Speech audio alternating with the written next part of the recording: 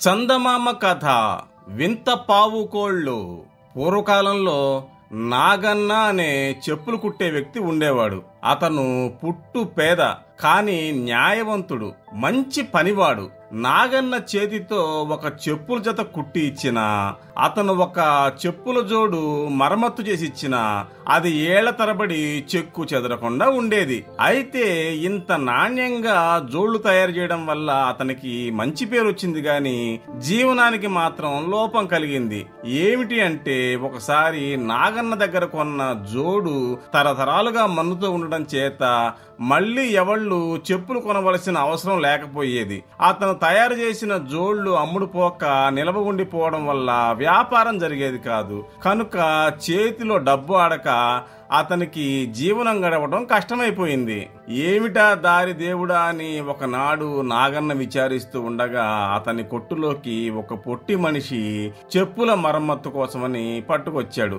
ఎవరైనా కొట్టులోకి వస్తారా, ఒక కాణి డబ్బు దొరుకుతుందా అని ఆత్రంతో కనిపెట్టుకుని ఉన్న నాగన్న నిమిషంలో ఆ చెప్పుల జత చక్కగా బాగు చేసి ఇచ్చాడు. పొట్టివాడు చాలా సంతోషించి పావుకోళ్ల ఆకారంలో ఉన్న ఒక చెప్పుల జత నాగన్నకు బహుమతిగా ఇచ్చి, 1,00,00,000 వరహాలు ఇచ్చినా నువ్వు వీటిని మాత్రం ఎవరికీ అమ్మద్దు సుమా అని హెచ్చరించి తన దారిన తను వెళ్లిపోయాడు.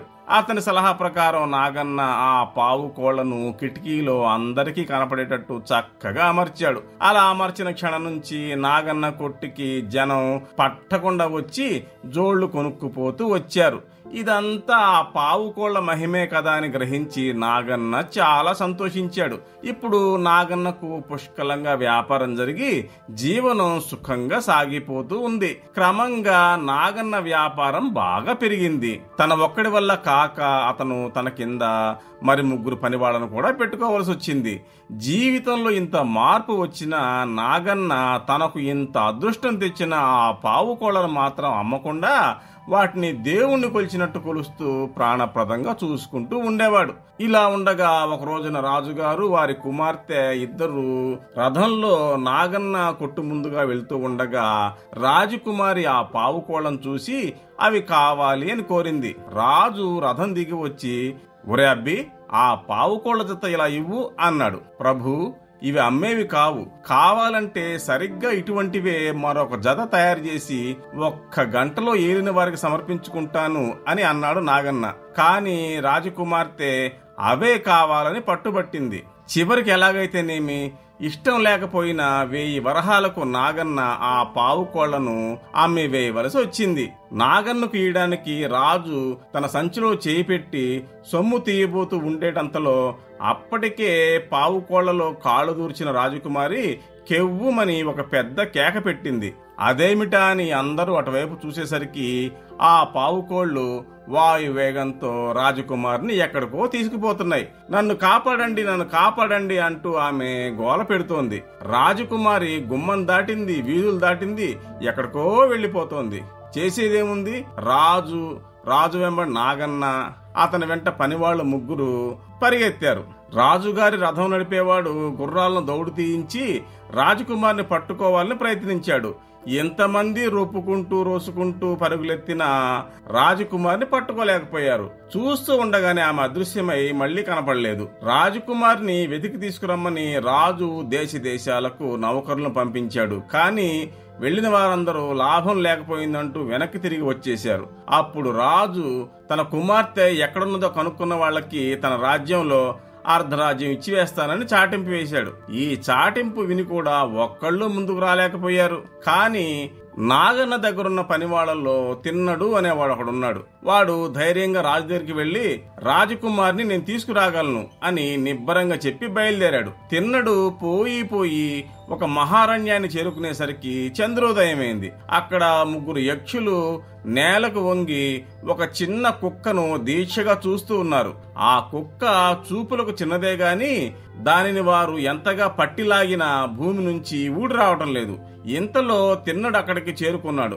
అతన్ని చూడగానే వాళ్లకు ప్రాణాలు లేచి వచ్చినాయి. తమకు సాయపడమని వారు అతనిని బతిమలాడారు. అప్పుడు తిన్నడు కుక్కను చూసి దానికి కాలికి గాయం తగిలిన సంగతి గ్రహించాడు. వెంటనే తన ధోవతి చించి ఆ పేలికతో కుక్క కాలికి కట్టుకట్టేసరికి అది తోకాడించుకుంటూ లేచి కృతజ్ఞతతో తిన్నడిని నాకటం ప్రారంభించింది. ఇది చూసి యక్షులు ఆశ్చర్యపోయారు. తిన్నడు గొప్ప మంత్రగాడే ఉంటాడని యక్షులు నిశ్చయించి అతనిని కుక్కను కూడా తమ రాజు వద్దకు తీసుకుపోయారు. జ్ఞాని, వృద్ధుడు, దయామయుడు అయిన యక్షరాజు తిన్నడిని అనేక విధాల సత్కరించాడు. తిన్నడు తాను వచ్చిన పనిని ఫలానా అని దాపరికం లేకుండా చెప్పేసరికి, అబ్బాయ్ నీకు జయమవుతుంది అని ధైర్యం చెప్పి యక్షరాజు తన పరివారంలో ఒకరిని అతని వెంట సాయం పంపడానికి వాగ్దానం చేశాడు. యక్షరాజు వాగ్దానం ప్రకారం మరునాడు ఉదయాన్నే ఒక యక్షుడు వచ్చి తిన్నడి ఎదుట నిలబడ్డాడు. చిన్ని కుక్క కూడా బిలబిలమంటూ తిన్నడిని నాకసాగింది. వారు బయలుదేరి యక్షుని సలహా ప్రకారం రాజకుమారి ఎక్కడుందో తెలుసుకోవడానికని ముందు ఒక మంత్రగత్తె దగ్గరికి వెళ్లారు. మంత్రగత్తె శాస్త్రాలు తిరగవేసి, అబ్బాయ్ ఇక్కడికి సమీపంలో ఉత్తర దిశలో ఒక చిట్టడి ఉంది. ఆ చిట్టడి అడ్డు తగలటం చేత మీ రాజకుమారి అక్కడ చిక్కుకొని ముందుకు పోలేక నిలిచిపోయింది. అయితే ఆమెను మీరు ఆ చిక్కు నుంచి దాటించారంటే మాత్రం మళ్ళీ ఆ పావుకోళ్లు ఆమెను ఎత్తుకుపోతాయి, జాగ్రత్త అంది. అట్లయితే అమ్మా, మేము రాజకుమార్ని తీరుగా తీసుకురాగల ఉపాయం ఏంటి అని వేడుకునేసరికి ఆమె ముందుగా ఒక పసరు తెచ్చి కుక్క కాలికి రాయగానే దాని గాయం మానిపోయి అది ఎప్పట్లాగే నడిచింది. తర్వాత మంత్రగత్తె మంత్రాలు పఠించి రాట్నంలో నుంచి ఒక నూలుపోగు తీసిచ్చి దాన్ని ఉపయోగించాల్సిన విధానం చెప్పింది. తిన్నడు యక్షుడు పోయి చిట్టడివి కనుక్కొని అక్కడ తుప్పలకు తగులుకు నిలిచిపోయిన రాజకుమారిని చూశారు. ఆమెను చూడగానే చిన్ని కుక్క పరిగెత్తిపోయి రాజకుమారి దగ్గర తోక ఊపడం ప్రారంభించింది. తన కుక్క ఇన్నాళ్లకు మళ్లీ కంటపడినందుకు మురిసిపోయి రాజకుమారి దాన్ని ముద్దులాడింది. ఆ సమయంలో అదును చూసి తిన్నడు తాను పట్టుకు వచ్చిన నూలుపోగు రాజకుమారి పాదాలకు అడ్డుగా ఉన్న పావుకోళ్లకు తగిలేట్టు పడవేసి మంత్రగత్తె ఉపదేశించిన మంత్రాలను ఉచ్చరించాడు. తక్షణమే ఆ పావుకోళ్లు రాజకుమారి పాదాల నుంచి ఊడి యువతలకు వచ్చి మళ్లీ కనపడకుండా పోయాయి. ఇంతకాలానికి ఆ పావుకోళ్ల బాధ తనకు తప్పింది కదా అని రాజకుమారి ఎంతో సంతోషించి తిన్నడి ధైర్య సాహసాలకు కార్యదీక్షకు ఎంతో మెచ్చుకుంది.